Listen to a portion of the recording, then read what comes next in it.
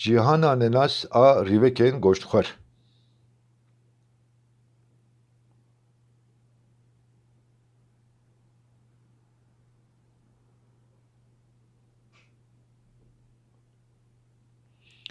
Rîvekên bêlap, bê pî û bêdev ku mêşan digirin. Rîvekên masî xwer bi saya davkên xwe xwetir dikin. Ev celeb rîvek bi saya teknîkên xwe yên nêçîriyên xwemalî hişk nabin û hebûna xwe didomînin. Hinek zanînî ji cîhana wan rîvekên nenas.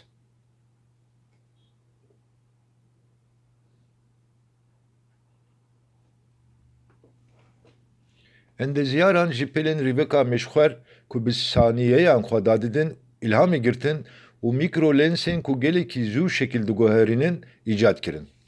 Li gor daxuyaniya zanîngeha Massachusettsê bi saya vê teknolojiyan û dêlambayên trafîkê yên ku li gor şewq û germahiyê têne guherîn û boyaxên ku rengê xwe diguherînin bikaribin werin çêkirin.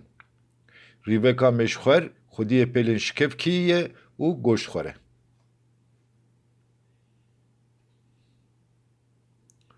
Nektarekî çêzdar avzê dike û mêş û kêzik jî xweberdin nav pelên wê yên şikevkî. Pelên rîveka meşxwer dema ku kêzik yan mêşekê li ser pelên xwe hîs dike bi awayekî gelekî zû tê dadan. Mêşên ku di saniyeyekê de 200 caran baskên xwe dadiweşînin û xwediyê qabiliyetekî teqûs a lîvdariyêne jî nikarin xwe ji pelên rîveka meşxwer xilas bikin. Baş e bazûyên rîveka meşxwerê tunenin û ew çawa dikare wiha pelên xwe zû bigire. Ev pirs demekî dirêj e ku li benda bersivên zanistmenda ye. Mahedevan û hemkarên wî kêm jî vê razê aşkere kirin. Li gor berdestiyên lêkolîneran rîvek dema bi mûyên xwe heynekî biyanî dike avê berde şaneyên xwe yên li derve. Bi vî havî şaneyên li derve dirêj dibin. Lê yên hundirîn naguherin. Ev pêhatî wiha dike ku pestoyek derbikeve holê. Pela rîvekê ji nîşka ve xwe ditewîne û tê dadan. Di encamê de kêzok di navberê de girtî dimîne.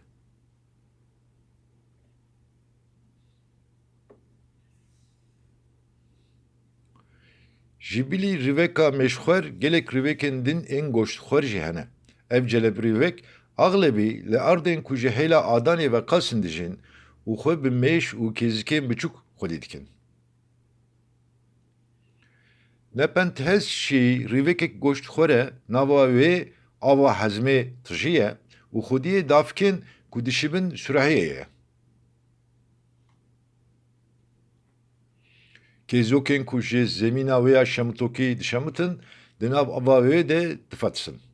Kêzokên ku bi dîwaran vel dikişin, serberjêr diçin û xwediyê pêncirkên xwemalînê jî nikarin xwe li ser pelên wê yên şemitokî bigirin. Piyên kêzokan gelekî bala zanistmendan daye ser xwe. Beriya demekî koma xebatê ya Stanîslav ku girêdayî Enstitûya Max Planckê dixebite daxuyînekî da û aşkere kir ku bantekî bihêz îcat kirine. Mûyên binê lingên Morîstangan ji xwe re wekî nimûne girtine û vê banta ku dikare gelek caran were şuştin hilberandine.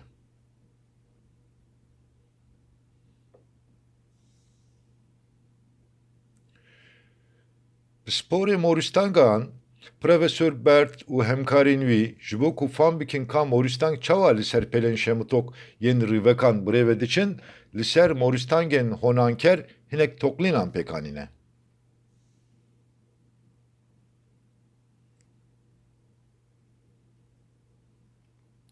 Morîstanga honanker dikare giraniyekî 100 caran ji xwe girantir hilgire û ji ser camekî xwe serberjêr berdixware. Lê dervê nepentesê ê şemitokî lingên vê Morîstangê jî dişemitîne.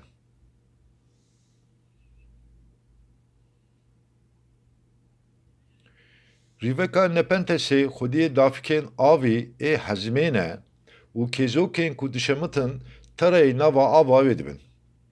Lêkolîneran ji setê not avê li wê ava hezmê zêde kirin û nîşan dan ku bi vî rengî jî ew av di demekî gelek kurt de xwe li hemû laşê kêzokan radipêçe û wiha dike ku kêzok qet nikarin bila bitin.